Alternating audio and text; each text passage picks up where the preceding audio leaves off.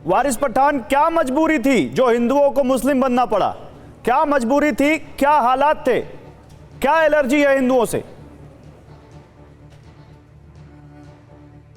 देखिए सर, गुलाम नबी आज़ाद कौन सा इस्लाम को मानते ये तो मुझे नहीं मालूम है, लेकिन मैं और मेरे जैसे बिलियंस ऑफ मुसलमान जो पूरे देश भर में, दुनिया भर में जो इस्लाम को मानते हैं, उनको हम बचपने से हमको सबको यही पता है, ये हमको समझाया गया है कि अल्लाह सुब्हाना तआला ने सबसे पहले धरती पे हज़रत आदम अलैहिस्सलाम को भेजा। हज़रत आदम अलैहिस्सलाम सबसे पहले हिंदुस्तान को आए। इस हिसाब से हम सब हज़रत आदम की औलाद हैं, ये हमारा मानना है, ये इस्लाम धर्म हमको सिखाता है।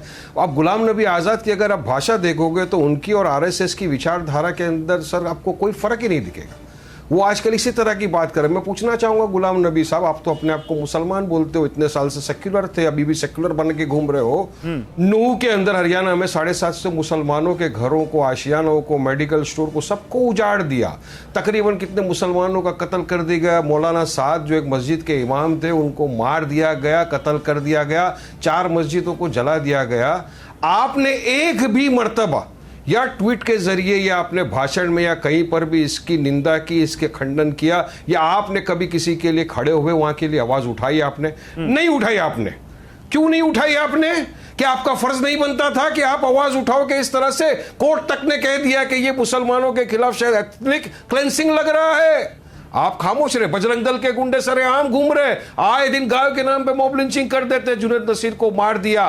क्या आपने कभी एक मर्तबा भी इसका खंडन किया, इसका निंदनीय की कि नहीं ऐसा नहीं होना चाहिए? तो माइनॉरिटी के मुसलमान के वोट तो आपको चाहिए, मगर जब उनके ऊपर बात आ गई तो गुलाम साहब आप तो खामोश रह गए। तो साफ दिखाता है कि आप सिर्फ और सिर्फ पोलराइजेशन करना चाहते हो, खुद के वोट की राजनीति। और इतने बरसों से आप कह रहे हैं गुलाम साहब आप खामोश रह गए, लोग कह रहे हैं गुलाम साहब देश में यही हो रहा है ना। अग्रवाल साहब सुनिए, वहां पर यही गुलाम साहब ही नहीं है, और भी सेकुलर चेहरे। कमलनाथ को देख लीजिए ना, क्यों आप बात को पलटाना चाहते हो? कमलनाथ जाकर बागेश्वर धाम के कदमों में बैठ गए। सेकुलरिज्म की बात करने वाला आदमी बागेश्वर धाम के कदमों में बैठता है। वो बागेश्वर धाम जो बोलता है कि हमारा भारत देश हिंदू राष्ट्र है, और कमलनाथ जी बोलते हैं कि यहाँ पे 80% हिंदू है, तो हिंदू राष्ट्र ही है। तो कहां ले जा रहे हैं देश को? तो मैं पूछना चाहूंगा, अगर कांग्रेस का आपके कोई बेटा नहीं, क्या हमारे पास कांग्रेस है, इसलिए कांग्रेस से हम सवाल नहीं ले पाए। हमारा भारत एक हिंदू राष्ट्र है, बताओ मेरे को। इसमें ना बीजेपी का है ना कांग्रेस का है, इसलिए हम उनसे ये नहीं ले पाएंगे। लेकिन क्योंकि आप मुस्लिमों की आवाज उठाते हैं, इसलिए मैंने आपको बुलाया। इसी तरह हिंदुओं की बात करने वाले वीएचपी से विनोद बंसल हैं। अब विनोद बंसल से जवाब ले लेते हैं। रुकिए, आते हैं वारिस पठान। तो विनोद बंसल साहब, अगर आप तक आवाज आ रही है, आप देख नहीं रहे कैमरे की तरफ? किसी पर विनोद बंसल साहब, अब तक मेरी आवाज नहीं आ रही लग रहा है।